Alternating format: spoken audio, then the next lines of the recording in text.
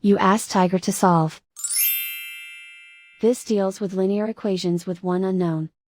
The final result is x equals -9. Let's solve it step by step. Simplify the expression. Expand the parentheses. Simplify the arithmetic. Group all x terms on the left side of the equation. Subtract 4x from both sides. Group like terms.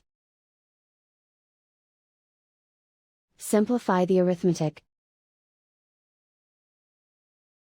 Group like terms. Simplify the arithmetic. Group all constants on the right side of the equation. Add 1 to both sides. Simplify the arithmetic.